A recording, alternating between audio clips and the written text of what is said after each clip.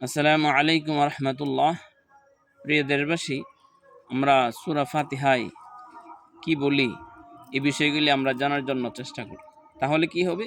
আমাদের সালাতে আগ্রহ বাড়বে, বিনয়ী বাড়বে, আমরা ধীরস্থিরভাবে সালাত করতে পারব। আমরা সূরা ফাতিহার ভিতরে পড়তেছি। সূরা ফাতিহার ভিতরে প্রথম আয়াত হচ্ছে বিসমিল্লাহির রহমানির রহিম, আলহামদুলিল্লাহি রাব্বিল আলামিন। সমস্ত প্রশংসা আল্লাহ তাআলার জন্য, যিনি বিশ্বজাহানের মালিক। এখন জগৎ বলতে শুধু আমাদের এই পৃথিবীটা বোঝানো হচ্ছে এমন নয়। আল্লাহ তাআলার অসংখ্য জগৎ আছে।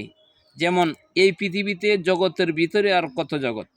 যেমন মনে করেন যে একটা গাছপালার যে একটা জগৎ আছে, একটা গাছ আর একটা গাছের সাথে কথা বলে, একটা পশু পাখি আর একটা পশু পাখির কথা বলে। আমরা তো এই জগতে কিছুই বুঝি না। একটা পিপিলিকা আর একটা পিপিলিকার সাথে কথা বলে।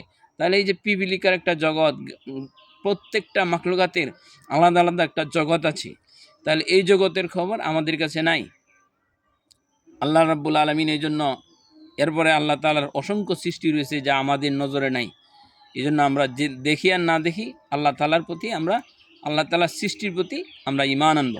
আর রহমানির রহিম, পরম করুণাময়, অসীম দয়ালু আল্লাহ তাআলার নাম।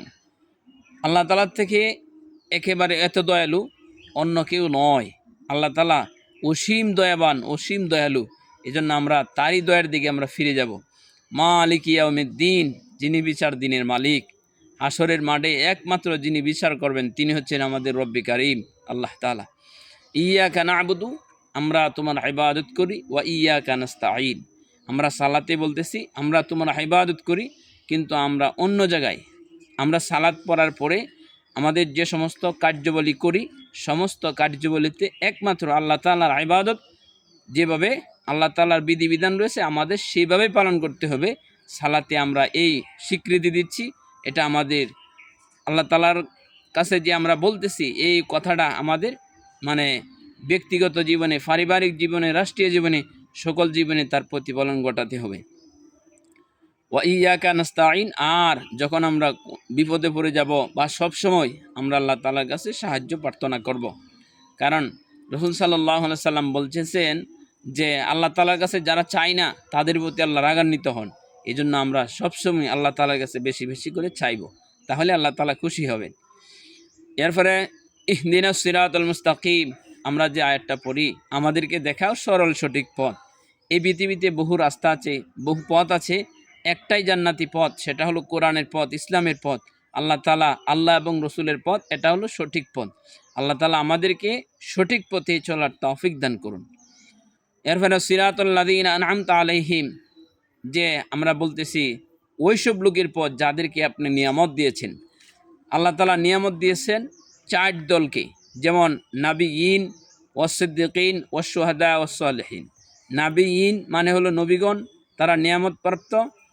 ওয়াস-সিদ্দিকিন, যারা সত্যের পক্ষে সাক্ষী দিয়েছে এবং এর উপর অবিচল ছিল, এই অবস্থায় তাদের মৃত্যু হয়েছে।